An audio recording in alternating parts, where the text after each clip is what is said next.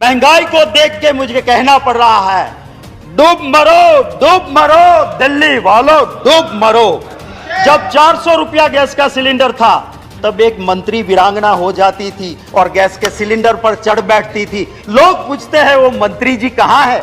कि प्रधानमंत्री जी की उम्र के साथ ये रुपया कंपटीशन कर रहा है। अरे वो तो प्रधानमंत्री जी अच्छे थे कि उन्होंने अपनी उम्र से आगे कभी नहीं जाने दिया। मोदी जी की 2 बर्थ डेट है और दोनों बर्थ डेट की उम्र से आगे आज रुपये की कीमत चली गई है।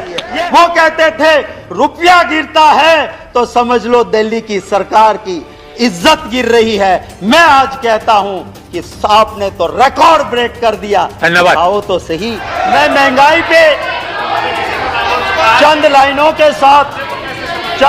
के साथ मेरी बात शुरू करना चाहता हूं।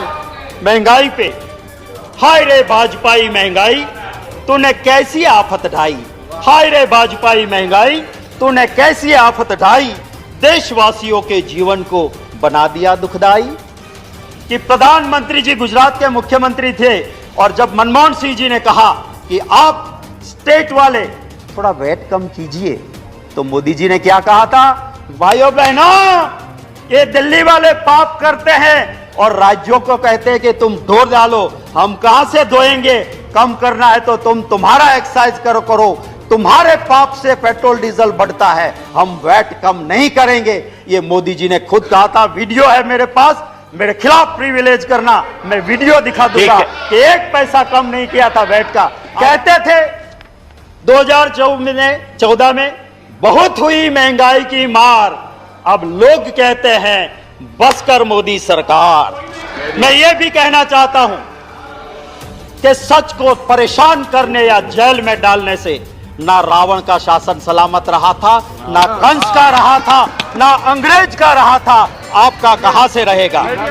मैं आपको यह कहता हूं, आपके जरिए महोदय, वित्त मंत्री जी, मैं उसकी बहुत इज्जत करता हूं, बहुत शालीन है।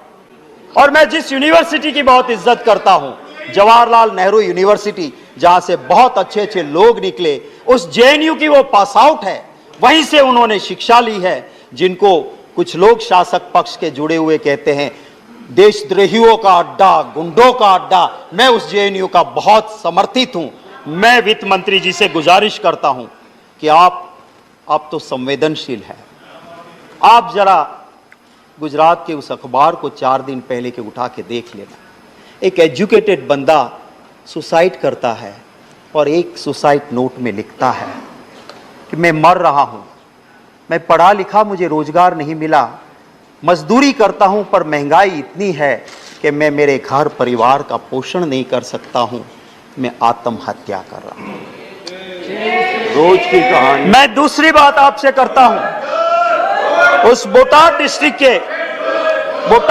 के रोजीद विलेज में महोदय एक कांड होता है। महात्मा गांधी जी की भूमि, जहां नशा बंदी है, शराब बंदी है, वहां शराब बिक नहीं सकती है, वहां पे जहरीली शराब आती है, 75 लोग जान गंवा देते हैं। मैं विषय इसी के जुड़ा है, मैं कहता हूं। और उसी वक्त पे कुछ बच गए, उनकी आंखें गई, किडनी गई। वो कहता है इंटरव्यू में कि मैं मजदूर हूं, मैं शराब नहीं पीता था, महंगाई इतनी है कि मैं डबल शिफ्ट में काम करके डबल मजदूरी करता था, इतनी तनतोड़ मेहनत करता था कि रात को सोने के लिए मैं थोड़ी सी शराब ला के पीता था और जिसमें जहरीली शराब आई। मैं आपके जरिए वित्त मंत्री जी से गुजारिश करूंगा कि प्रधानमंत्री जी तो अबे गए, वो वहां रोजीद नहीं गए थे, उन गरीब के आंसू पोंछने नहीं गए। वित्त मंत्री जी आप पधारो, मैं आपके साथ चलूंगा, हम दोनों जाएं और उसके घर के लोगों के आंसू देख के फिर आप स्वीकार करना कि महंगाई है कि नहीं, और हम दोनों जाए और वो परिवार कहे कि महंगाई नहीं है। मैं आपसे और इस हाउस से भी माफी मांगूंगा कि मैंने जो भाषण दिया था वो मैं विड्रॉ करता हूं और माफी मांगता हूं। हकीकत तो ये है कि लोग बहुत परेशान हैं। हमारी बात, ऑपोजिशन की बात, लोकतंत्र में सरकार को सुनना चाहिए और लोकतंत्र में ऑपोजिशन की बात मानना भी चाहिए, पर आज का दौर ऐसा नहीं है। महंगाई से परेशान लोग महंगाई के परेशान लोग उम्मीद करके बैठे थे कि पार्लियामेंट शुरू हो रही है, हमें कुछ रिलीफ मिलेगी, हमें कुछ राहत मिलेगी। राहत नहीं दी, आपने जीएसटी का और मार दिया। रिलीफ देने की बजाय जीएसटी और बढ़ा दिया। और किन चीजों पे बढ़ाया आपने? जो सामान्य नागरिक खाता है, आम नागरिक, curd, lassi, butter milk, paneer, rice, wheat, muri, jaggery, natural honey. 1000 से नीचे वाले कमरे में कौन रुकता है? एक गरीब रुकता है। उस होटल का 1000 के कमरे के ऊपर भी आपने जीएसटी 5% डाल दिया। अरे यहां तक कि आपने स्मशान को भी नहीं छोड़ा, स्मशान के ऊपर भी आपने जीएसटी डाल दिया। इससे ज्यादा और क्या हो सकता है? महोदय, मैं ये कहना चाहता हूं, अभी माननीय सदस्य प्रकाश जावड़ेकर जी कहते थे कि आप ऑयल बॉन्ड लाए। मैं आपको कहना चाहता हूं, आप आंकड़े देखिए, पेट्रोलियम एनालिसिस सेल के आंकड़े देख लीजिए। आपने 27 लाख करोड़ रुपए वसूल किए और बॉन्ड में कितने भरे हैं आपने? सिर्फ 98,000 करोड़। और 27 लाख करोड़ रुपया आपने टैक्स कलेक्ट किया। किस नाम से आप बॉन्ड की दुहाई दे रहे हो?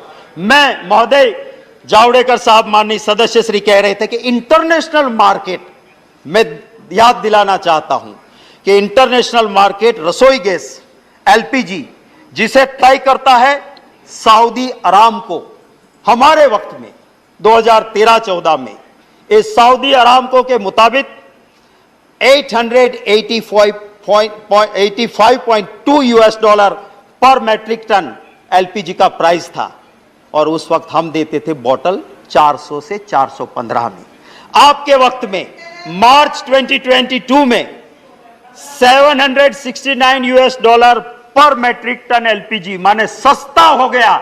और आपने 400 से 1100 रुपया गैस का सिलेंडर कर दिया।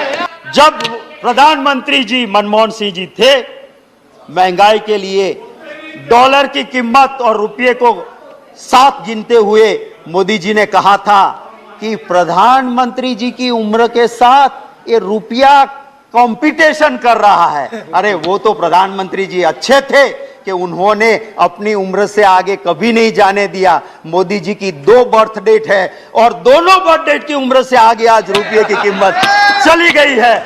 ये हकीकत है। वो कहते थे रुपया गिरता है तो समझ लो प्रधानमंत्री गिर रहे हैं, उसकी इज्जत गिर रही है। वो कहते थे रुपया गिरता है तो समझ लो दिल्ली की सरकार की इज्जत गिर रही है। मैं आज कहता हूं कि आपने तो रिकॉर्ड ब्रेक कर दिया। दिखाओ तो सही कि कौन गिर रहा है आज के देश में, वो दिखाए तो सही।